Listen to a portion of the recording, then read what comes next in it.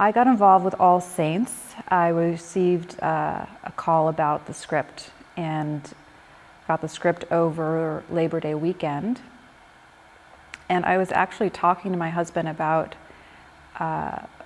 finding a project that was more on the uplifting side prior to that. And then I got the call about the script, so it kind of fell from the sky in that regard.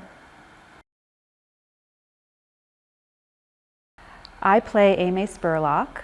I'm married to Michael Spurlock. We play the real life characters.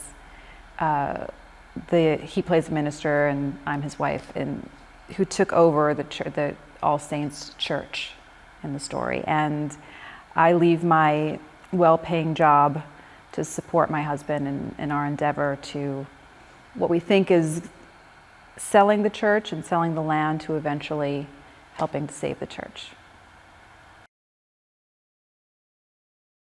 I liked how she had a sort of conversion from being really skeptical about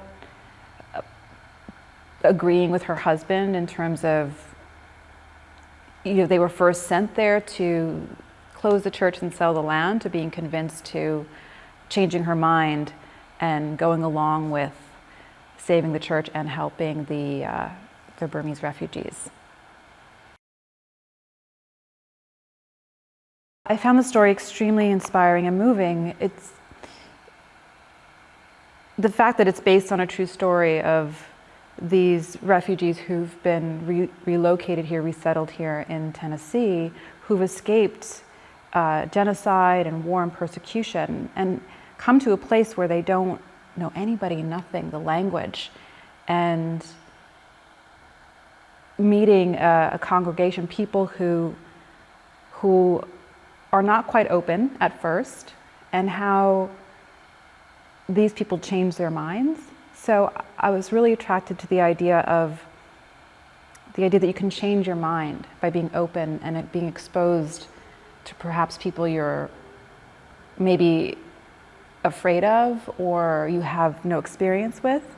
And I think it's really important in today's context where we live in such a fear-based society right now with the 24-hour news cycles, that we look at people, we hear about people in other parts of the world and we label them. And that actually when people come together and are just human beings together, so many good things can happen if we have an open mind and an open heart about it. I think the story of All Saints is a very important story to share. It's a beautiful, moving story of a community changing their minds and opening their hearts to foreigners and overcoming their fears and maybe prejudices, and also invoking God, a spiritual side. The first time in modern history we have really so many displaced people across the world. And it's hard. It's hard and scary. I mean, what would you do if someone comes to your door? We think, I'm scared. I don't want to I have to protect my family. I mean, that's a very real thing. But if the story can show that you can open your mind and your heart, and that we're all the same.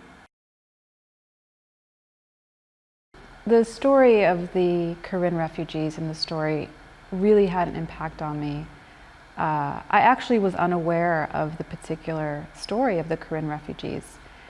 So their particular plight was new to me. And the fact that they're here locally and we got to meet them and see them in their current community here. But I've been very affected by the daily stories of all of the refugees in the world and the current plight of them escaping war and poverty and problems. And I feel personally, how can I help? What can we do here to do something? But I just can't imagine what it must be like to be hunted down because of your ethnicity or religion, or just fleeing bombs every day. And I thought if I could be part of a story that we take a lot of care with, that maybe we could have an impact in terms of who sees it and how we can help in our communities or get involved locally or nationally or internationally.